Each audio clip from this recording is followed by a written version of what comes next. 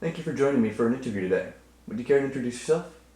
My name is Bob Bourgeois, and I've been engaged in the business community in St. John and southern New Brunswick for about 25 years now. Thank you. I'm interviewing you today on the topic of professionalism and the importance of professionalism in the workplace. Could you give us a bit of a background on your experience in this field? Well, professionalism really begins with your first engagement with a company. Usually it's an application process or the submission of a resume. And so much today hinges on your presentation. There are a lot of things that get tied into your social media presence that need to be managed effectively. I've seen a lot of really bad examples, and I've seen a lot of really good examples. Okay, so starting from that, why would you say professionalism is important when applying for a job or submitting a resume? Well, ultimately, it's going to be the differentiating factor between you and the next person that's applying for the same position. I have been in the situation many, many times, and it still astonishes me to this day, the number of people who will submit a resume to an organization that is really doing them more harm than good. The worst case example of that would be getting a resume that's got coffee stains on it, or maybe so wrinkled that it looks like it was taken out of somebody's pocket 10 minutes before they submitted it. Those types of things speak volumes about the attitude towards professionalism. You have to be very conscientious about all of those details, because you'll be judged on that, unfortunately.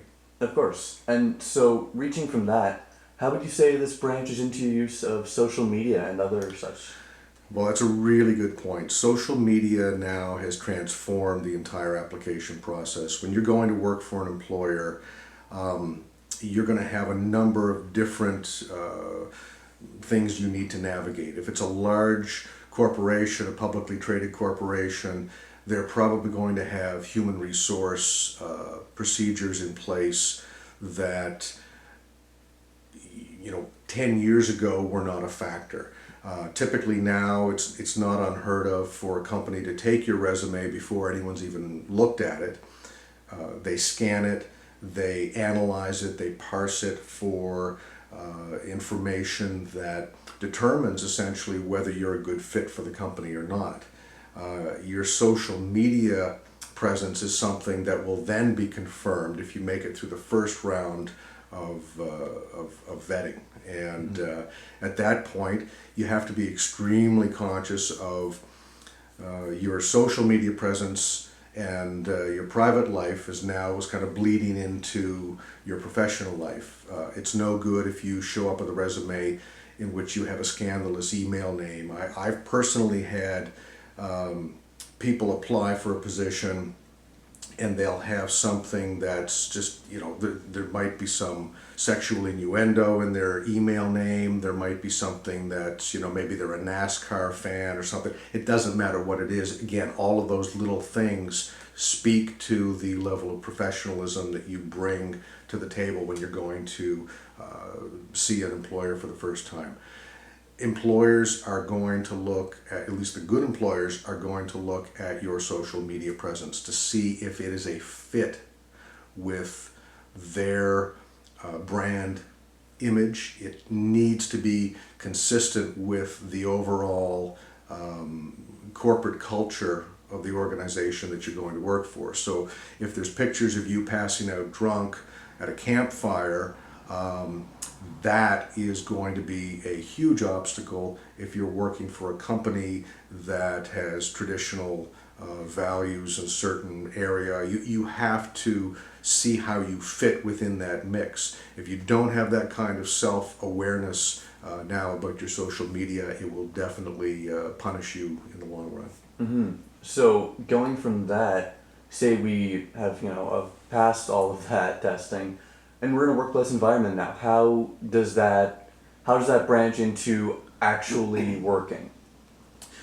Well, that's kind of there's two two aspects to that. There's the professional conduct of the employer, and there's the professional conduct of the employee. A lot of the time when you go to work for a company, you kind of get the lay of the land in the first few months to see what people are like within the organization and what the parameters are in terms of socially or corporate socially acceptable behaviors, attitudes, conversations, that kind of thing. Right now, we live in a world where companies are very proactive when it comes to avoiding lawsuits and any kind of litigation. So if you're seen as somebody who's perhaps a little too outspoken in particular regards, a little too controversial, these things may very well be inconsistent with the overall brand identity of the company you're working for.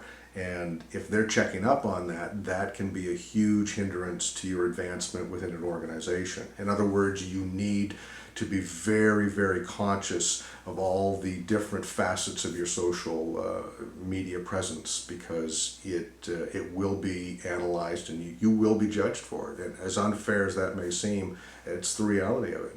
Mm-hmm. So you say you've got lots of experience as a manager or an owner of small businesses and other businesses. Yes. From that perspective, how do you feel about professionalism in your workplace? I've always found that you get a large percentage of your employees working diligently to maintain the expectations that the employer has put in place as far as dress code, just general conduct in the workplace, as well as professional conduct outside and even after hours with regards to a company.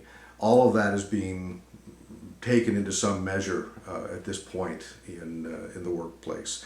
I've always found, unfortunately, that there's usually one or two people in every organization who feel that the rules or regulations don't apply to them. Perfect example would be dress code. And I can think of limitless examples in which the employer has actually given the employee a tremendous amount of latitude in terms of what they wear. You know, say you've got a casual day and everybody wears jeans, and the one rule is don't wear jeans that have rips and holes in them. I can guarantee you there's always going to be some clown that shows up with ripped jeans that ruins it for everybody. And it's that kind of defiant behavior that really is ultimately only going to hurt you as an employee. You can do to a certain degree what you want on your own private time, how you dress, how you look. That's fine. And I'm believe me, I support freedom of expression on every level. The problem is you have to be aware and cognizant of how you carry that into your professional world. You need to turn that off, and you need to toe the company line the second you walk through the door. And otherwise, it's really you're undermining yourself. The only person being hurt is you. Yeah. So let's kind of wrap all that together. You said in regards to applying for a job that you need to take things seriously. You need to present yourself, and everything that you do, your resume needs to be in order, needs to be tidy, needs to be clean, coffee stains and whatnot. Absolutely. And you need to present everything as very professional.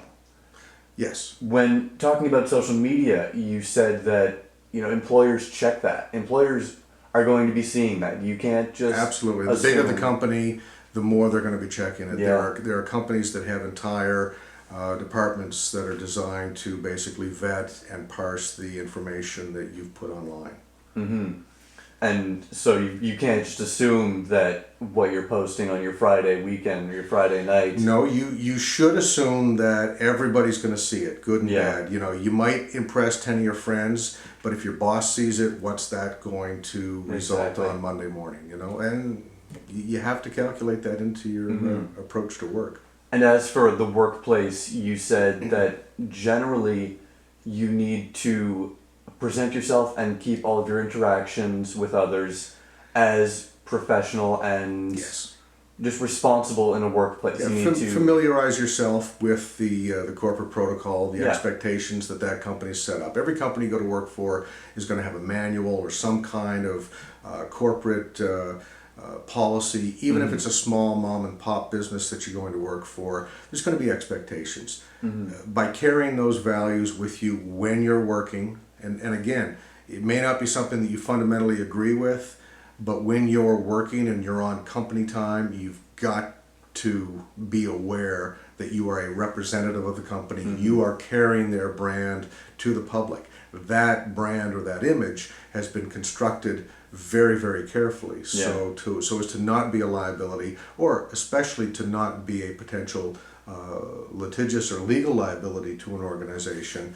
You have to get into things like sexual misconduct in the workplace would be a more extreme example. But again, that is sort of one end of the spectrum that you have to include all of this in your approach to work, or it can be extremely damaging. Of course.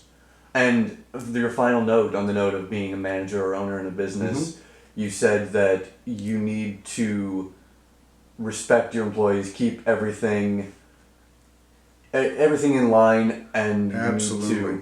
One of the things that I still see, it makes me cringe every time when an employer comes to an employee and berates them in front of other employees or in front of customers, and that's a two-way street. I've seen staff in places speak out of line in front of a customer, and it will escalate into a situation that then reflects very poorly on you when your HR department finds out about it, or when your boss finds out about it. You have to make sure that anything that you're uncomfortable with needs to be dealt with in private terms. You have to respect other people's right to privacy in the same way that you would expect that privacy to be reciprocated. Yeah.